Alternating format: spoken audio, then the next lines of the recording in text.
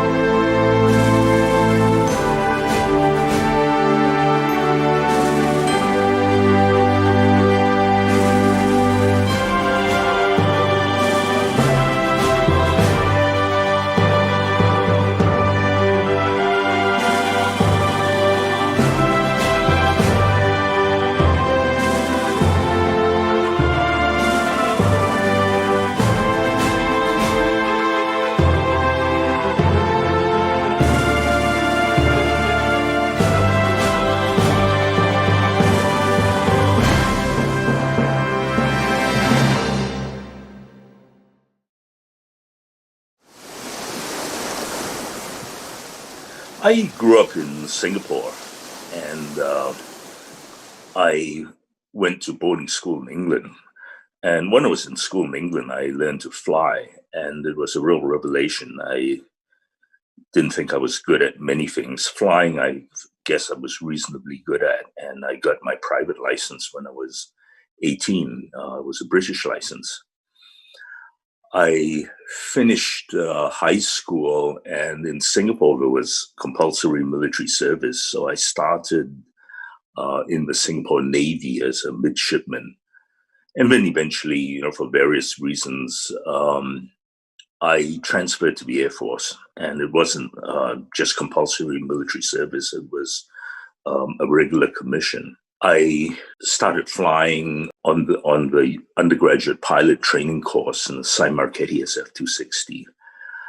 At the time when I went into pilot training, I had about 100 hours on 150s and 172s. And they put me in this Marchetti. And it's like learning to fly on learning to drive in a compact. And then they put you in one of these. So that airplane spoiled me for life. I have never owned a 150. I've never owned a 172. The Marchetti I have is my first airplane, the first airplane I owned. Military flight training, I did about 120 hours on the Marchetti. And then I went to the basic jet phase, which was on the British Aerospace Strike Master. And I did 140 hours on that. And then operationally, I flew helicopters, Bell 212, search and rescue, Bell UH-1, H models, B models.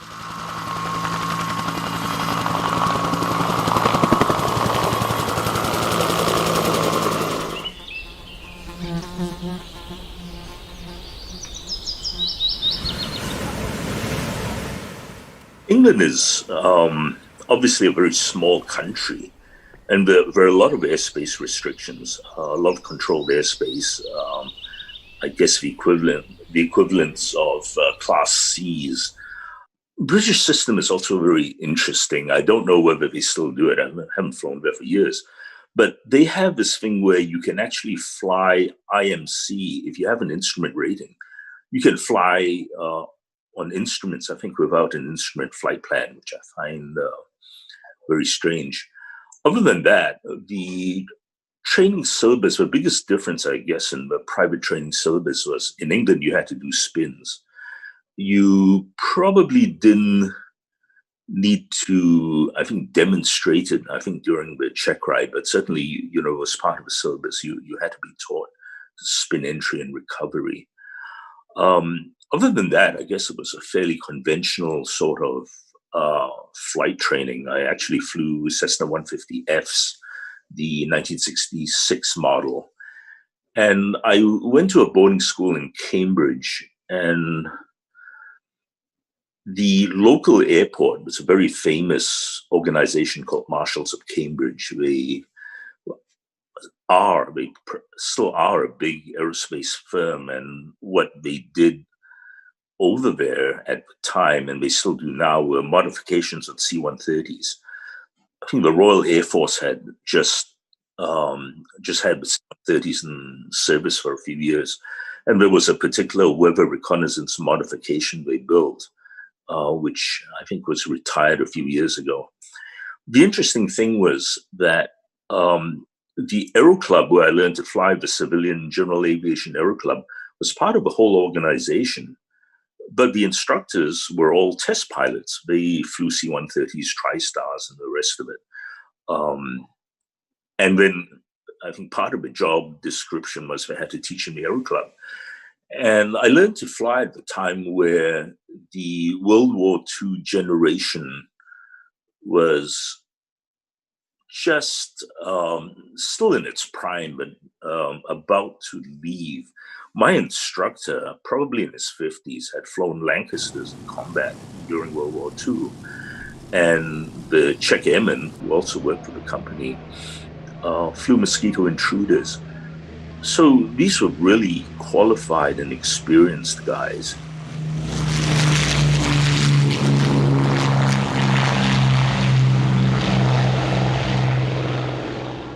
I think the historical perspective is quite important. It has to do with heritage and the rest of it. Most of us who fly, especially, I guess, if you fly for the whole of your adult life, it kind of becomes part of you. And it's not just the science and the mechanics and the nuts and bolts of the thing, but I think it's very important to know where you came from.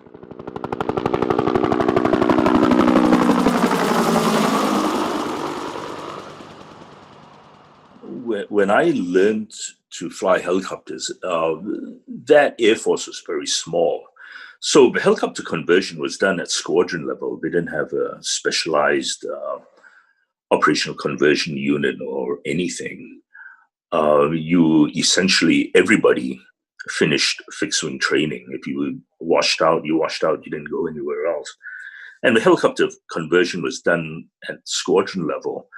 And the first helicopter I flew was a French-made Sud Aviation, later Aerospatiale Alouette 3.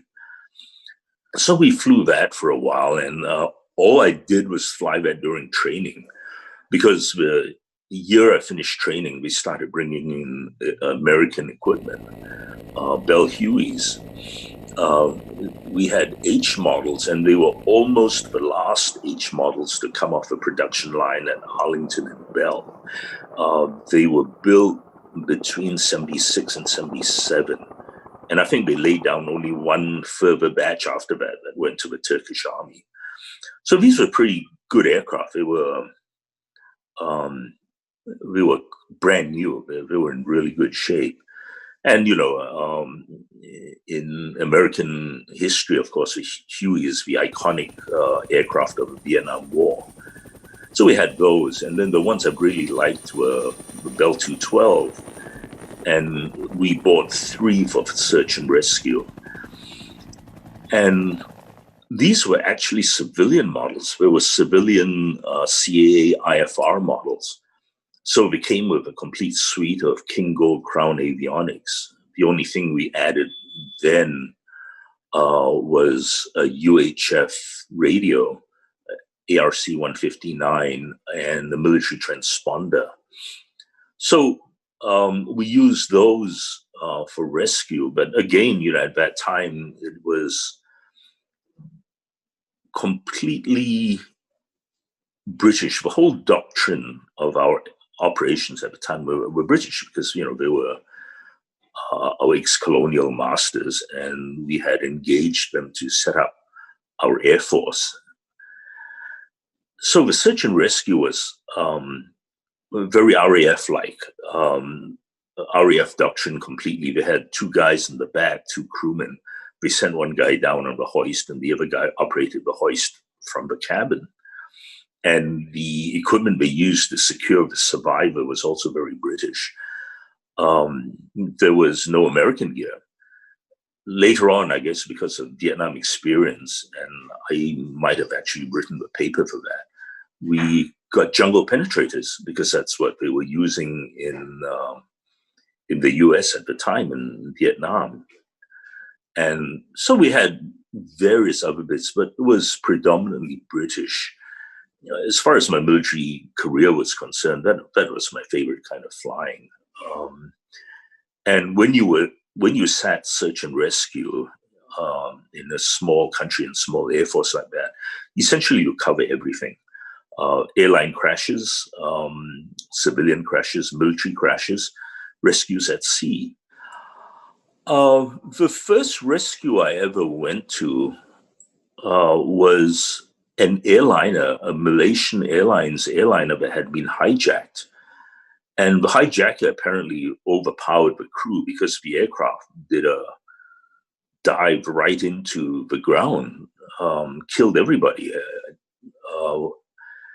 I was at home watching TV, and the phone rings, and they want me to get back to base and get flying. And I was a junior co-pilot at the time, so I went over there, flew with one of the flight commanders. We went out there to southern Malaysia where the crash had occurred, and it was the first time I'd ever seen an aircraft crash, and there was nothing left. I think the only thing you could recognize was one of the engines sticking out of the ground. So that was pretty grim. Obviously we didn't get anybody from there. Rescue people off ships, which is really interesting. And, this was in the old days when there was no GPS. So all you did was you drew a line on the map out to the position, the last reported position, and you flew out there, with a stopwatch. And it was all VFR because there was really no airways guidance you could use. So that was very good. You went out to the approximate search area. There'd be a couple of ships, and then you buzz them, flying by the side to read the name, and then, oh, that's the ship, and then you'd go in and you'd pull the survivor off.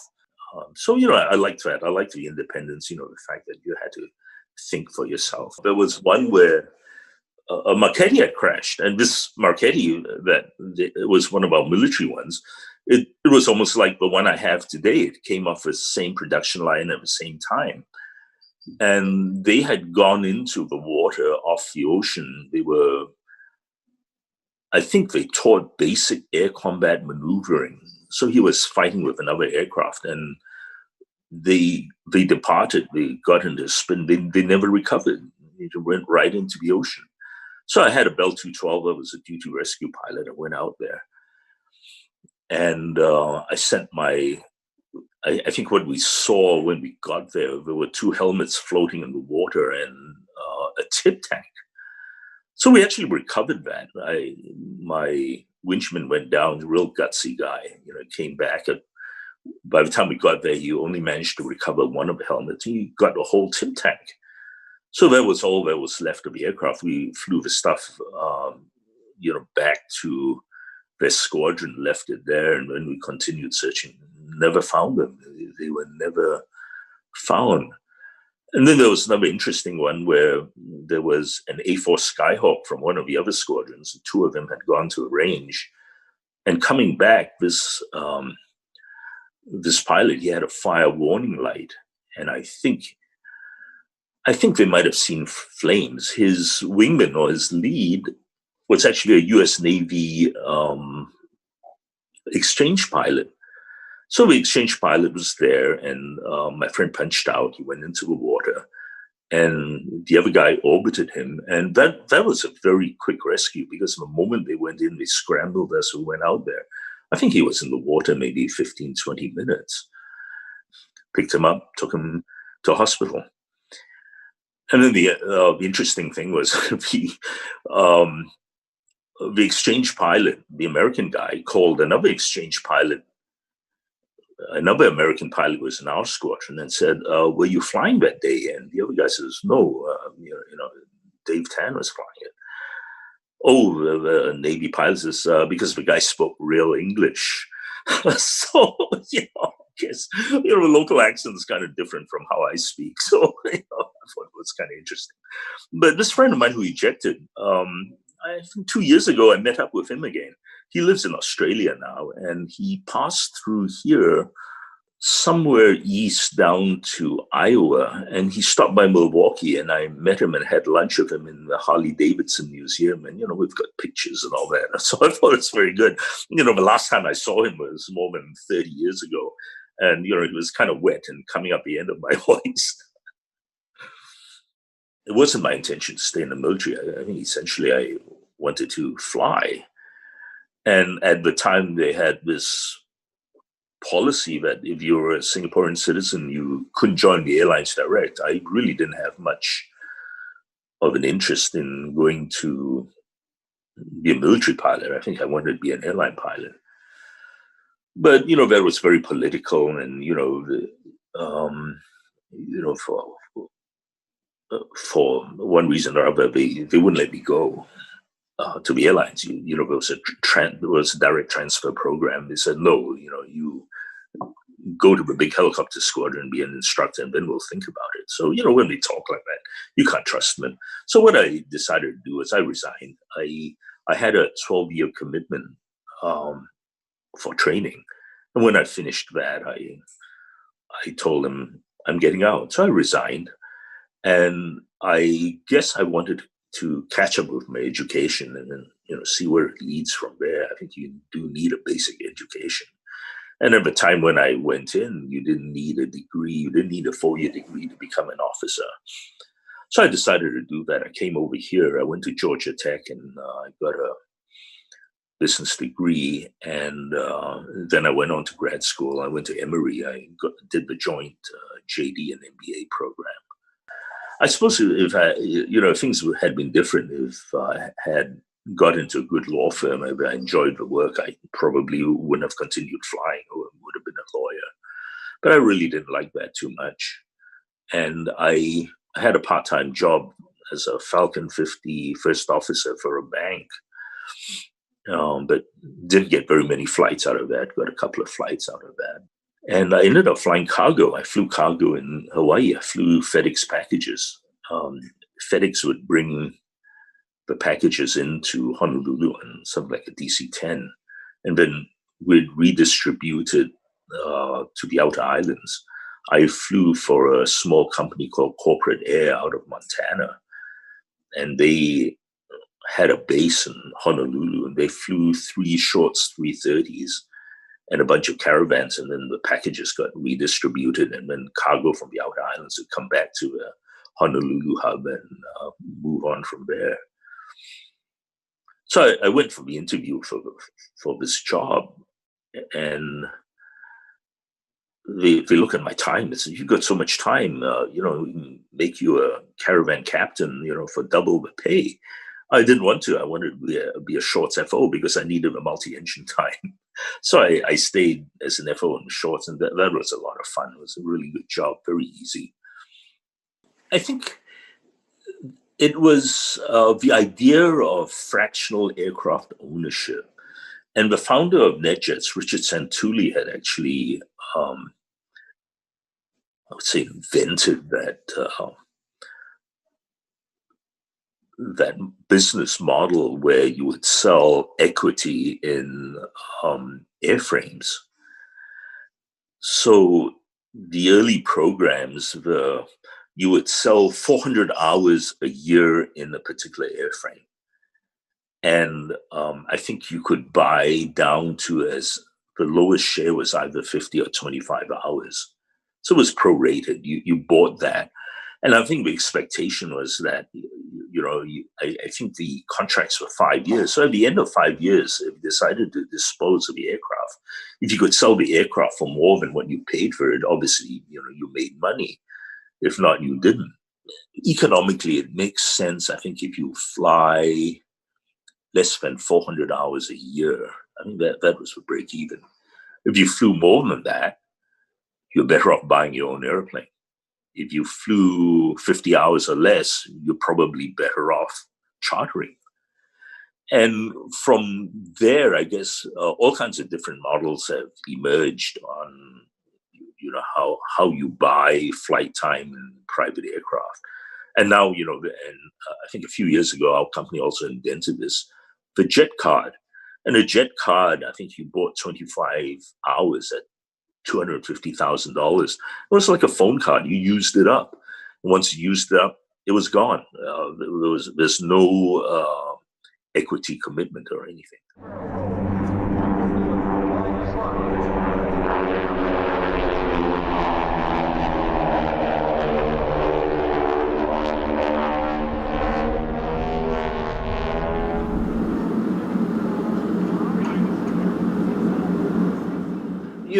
We spoke about me going to Oshkosh, and I've been going on and off. I didn't go to Oshkosh really regularly until I moved up here to the Madison area.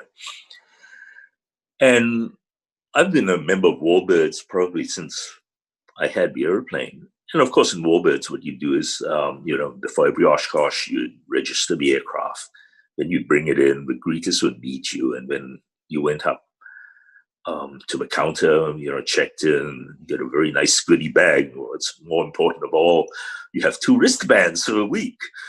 So I did that for a few years, and that was great. But I really didn't